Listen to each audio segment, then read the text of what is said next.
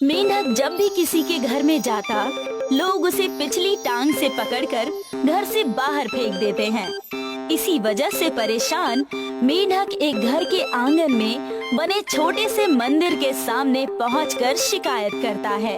हे भगवान, मैं इतना भोला भाला, फिर भी आपने मुझे कुछ नहीं दिया। ये तुम्हारी गलतफहमी है मेंढक। मैंने जिसे जो दिया है सोच समझ कर दिया है। क्या खाक सोच समझ कर दिया है? इतना खतरनाक नाग भी मनी देता है, मोर भी अपने खूबसूरत पंख देता है, हाथी अपने दांत देता है, यहाँ तक कि मामूली कीड़ा भी रेशम देता है, पर मैं कुछ नहीं दे सकता, इसलिए मेरी कोई वैल्यू नहीं करता। तुम्हारे हिसाब से तुम्हें क्या देना चाहिए? अरे मेरे गले में गोटी है, उसकी जगह डायमंड ही रख देते। जब भी बोलता डायमंड निकलते तो लोग मेरी भी वैल्यू करते। ठीक है, अगर तुम्हें इसी बात से तुम्हारी वैल्यू बढ़ती दिखाई देती है तो जाओ, तथास्तु। आज से जब भी तुम टर्राओगे मुंह से डायमंड उगलोगे। सुनते ही मेंढक करता है और वैसे ही उसके मुंह से डायमंड निकलता हुआ दूर जा गिरता है और अपनी चमक से वहाँ रोशनी फैला देता है। ये देख मेंढक खुश हो जाता है। खुशी खुशी वहाँ से उछलता हुआ मेंढक उसी घर में पहुँचता है। देखो पापा, इसे दिन में आपने उठाकर फेंका था ना, रात होते ही ये फिर से हमारे आंगन में आ गया। अरे अब की बार इसे ले जाकर दूर गटर में फेंका था। अरे ये चमकदार पत्थर। जी, ये तो ओरिजिनल डायमंड है।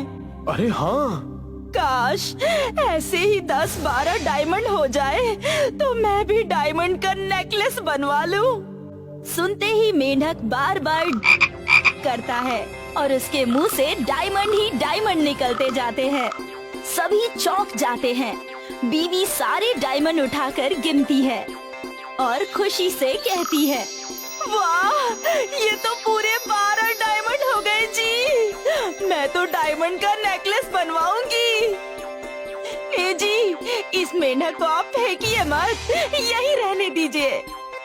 सुनते ही खुशी से मेंढक फिर करता है और फिर एक के बाद एक डायमंड निकलते जाते हैं।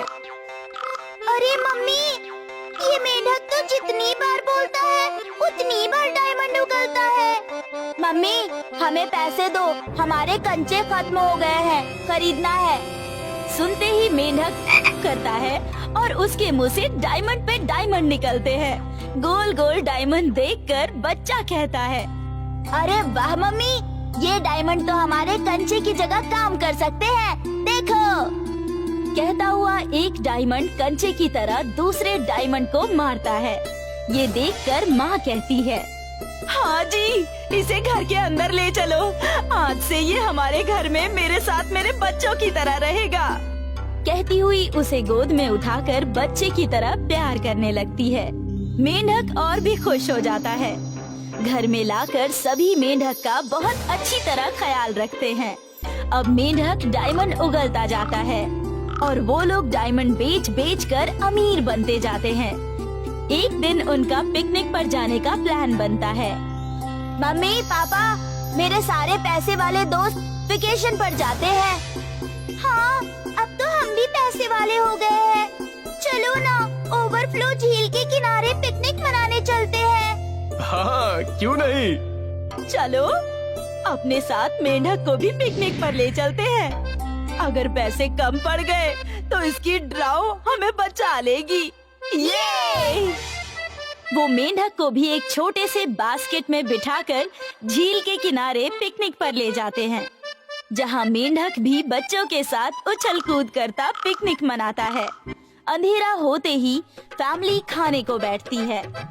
मेंढक एक तरफ बैठा उन्हें देखता है।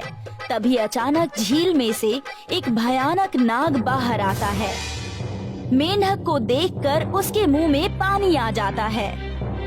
वाह, बड़े दिनों बाद कोई तगड़ा साफ सुथरा मेंढक खाऊंगा, वरना मेंढक के साथ लगी मिट्टी मुंह का स्वाद बिगाड़ देती है। और वो फुफकारता हुआ मेंढक की ओर बढ़ता है। इतने बड़े नाग को फुफकारते हुए आते देख सारे इंसान डर जाते हैं। अरे बाप रे, इतना बड़ा नाग! बचाओ बचाओ, मम्मी पापा! अरे अरे भागो! अरे मुझे भी तो कोई बचाओ! पर नाग के डर से सभी वहाँ से भाग खड़े होते हैं। ये देखकर मेंढक घबरा जाता है और बचने के लिए चीखता हुआ वहाँ से भागता है। चीखने की वजह से उसके मुंह से डायमंड निकलकर आसपास गिरते हैं। ये देखकर कोबरा उसके डायमंड के ऊपर से सरसराता हुआ आगे बढ़ता है। बाप रे, ये तो लगातार मेरा पीछा ही करता जा रहा है। क्या करूं? कैसे बचूं?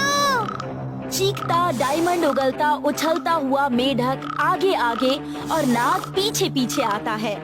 उछलता हुआ मेंढक मिट्टी के अंदर बने एक छोटे से होल के पास पहुंचता है। ये होल ही मुझे नाग से बचा सकता है। अंधेरे में उसे पता ही नहीं चलेगा। और होल में घुस जाता है। तभी नाग उस होल के पास पहुंच जाता है और सोचता है, यही तो भाग कर आया था, कहाँ चला गया? जाएगा कहाँ? उसके टर्राते ही डायमंड निकलेगा और उसकी चमक से मुझे पता चल जाएगा वो कहाँ है। बाप रे, ऐसे तो ये मुझे पकड़ ही लेगा। या मैं जहाँ भी छुपूंगा ये जान जाएगा कि मैं कहाँ छुपा हूँ। मुझे अपने टरटराने की आवाज को बंद करनी होगी। वो घबराता हुआ अपने गले को अपने आगे के पंजे से सहलाता है। तभी गला दब जाता है और उसके टरटराने की आवाज निकलती है। आवाज निकलते ही उसके गले में से एक डायमंड निकलता है। डायमंड की रोशनी से नाग समझ जाता है, ओह, तो वो इस होल में छुपा है। अरे बाप रे, डायमंड की वजह से तो मेरा नाग से बचना मुश्किल हो गया था। बिना डायमंड के तो मैं अंधेरे में छिपकर नाग से बच सकता हूँ, पर डायमंड हो तो मैं नहीं बच सकता। अच्छा हुआ कि ये सपना था। मुझे कुछ नहीं चाहिए भगवान, सच कहा था आपने। आपने जिसे जितना दिया है सोच समझकर बराबर ही दिया है।